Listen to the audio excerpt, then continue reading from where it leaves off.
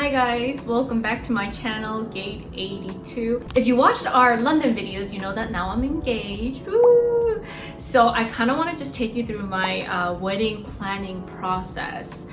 It's a little different than in Western countries and in Korea. It's actually very, very different. And I thought it'd be interesting to hear it from a perspective inside of Seoul. There are so many videos online, I know. I want to share like a different experience with my planning. And in order to do so, I got a checklist on the knot.com. It's this 12-month wedding planning checklist. You can find it on Google. Just do a Google search, the knot 12-month wedding planning countdown. So we're going to do this countdown and explain all of our details while also showing the cultural differences in Korea. I thought this was kind of perfect because it not only goes through each step from venue to attire to guest list to food, everything, but also that way in between I can explain some of the stuff in Korea. I think this is a perfect checklist. First of all, the proposal. How did it happen? Like, why are you engaged all of a sudden? There was none. There wasn't a proposal. In Western countries, you propose and say, "Will you marry me?" She said yes. Isn't that? Yeah, she said yes. I said yes. Whatever it is, there's like this whole proposal. I didn't have one, but I still have a ring. And this is so unromantic. Not romantic. This is not romantic. But what happened was I designed this ring. I ordered it from New York and then I had it come delivered to Korea. So I mean, woo, I'm engaged, woo, but there was no proposal, woo. So I would love to tell you a story about my proposal, like how it happened. There was none, so there's nothing to explain here. The Korean proposal style is actually very different. Usually people propose to their partners before, I guess, you start planning your wedding, right? But in Korea, it usually happens sometime before the wedding. Yeah, so it's kind of not romantic, but it's a beautiful ring. Regardless, it's a beautiful ring because I designed it, I ordered it, I knew exactly what I wanted, and so that's what it is. It's all right, let's start with this checklist. 12 months out from wedding. Have a conversation with wedding stakeholders. Set your wedding budget. Discuss your priorities, decide if you'll be using a planner, research and tour venues, begin pulling style and decor inspiration. Have a conversation with wedding stakeholders.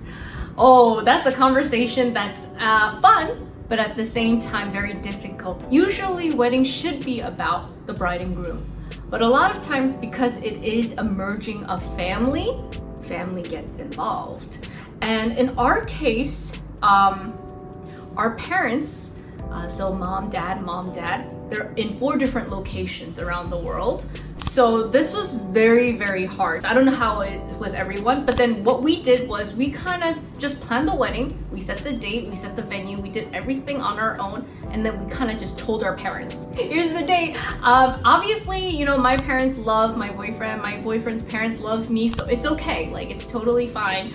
But yeah, it kind of like, it wasn't so like, can I take your daughter's hand in marriage, or like, it wasn't anything like that. We kind of just set a date and told them this is our official date. Set your wedding budget. Again, I think it's different for everyone's case, but what we did was we didn't set a budget. And I'm not saying I'm a millionaire, I'm a billionaire, I'm not. I'm absolutely not. I didn't want to set a limit and be like, okay, we need to just spend this much. I feel like at the end of the day, and I'm pretty sure this is for all bride and grooms, I'm pretty sure you guys understand what I feel. You go over budget anyway.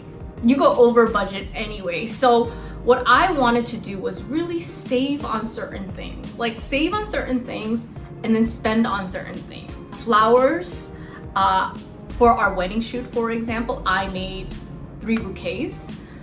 So little things here and there. For our wedding meals, we're not serving noodles because that's about approximately $5 per person extra.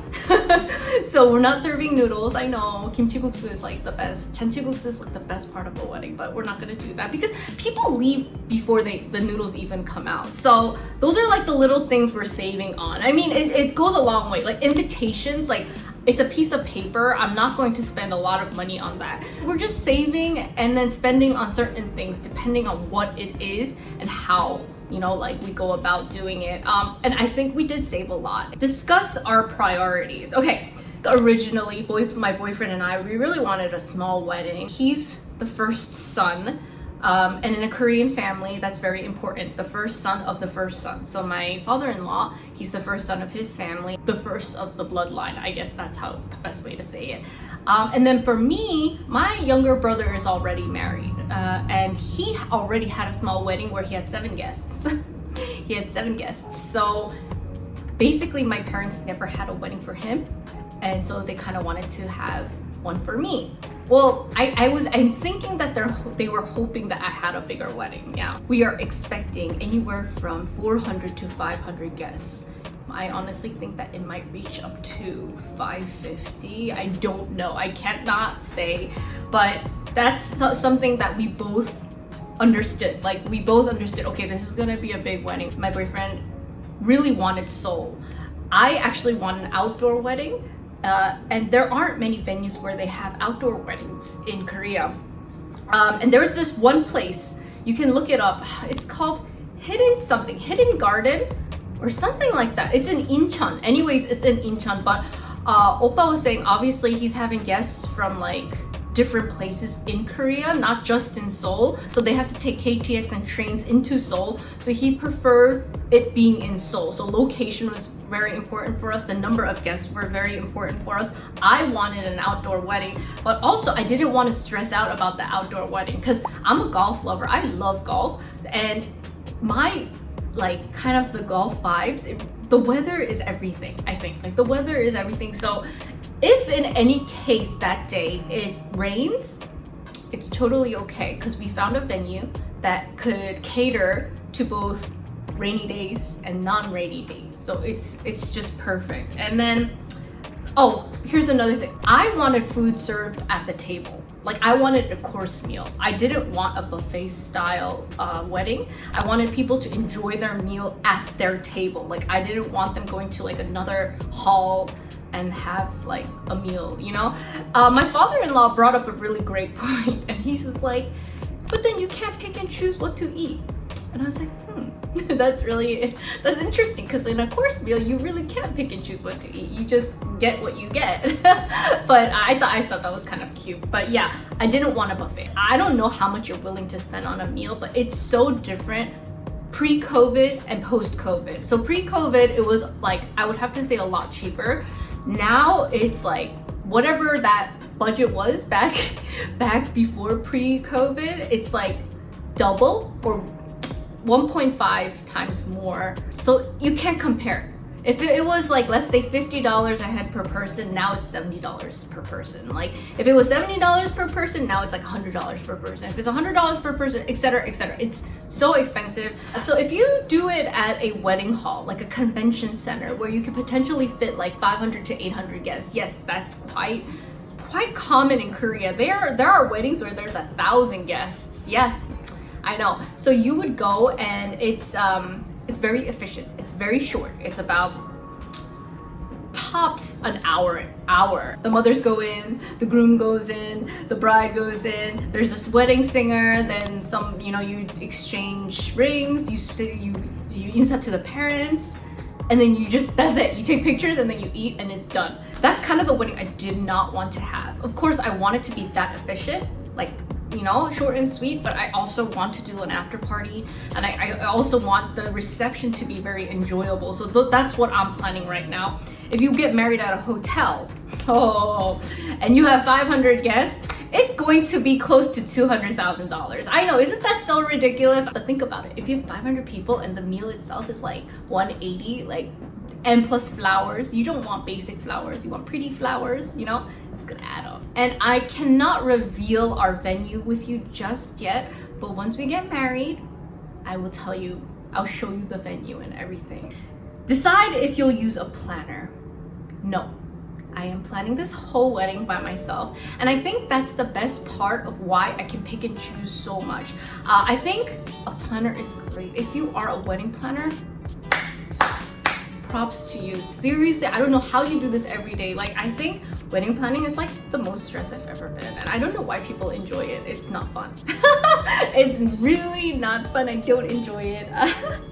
Having a wedding planner, it's probably the easiest way to go. The reason why I didn't choose one is because I'm very specific. I'm very specific about what I want and how I want things done, and I don't want to have disagreements. You know, I don't want any trouble. So if trouble is what I'm going to run into, I probably will just plan and do it on my own. And there's just so many little things I want done that I also think I want like the American style and Korean style fused together, and I don't think any one person can help me do that exactly the way my boyfriend and I want it to be done. So that it is what it is. Research and tour venues, we already did, yeah.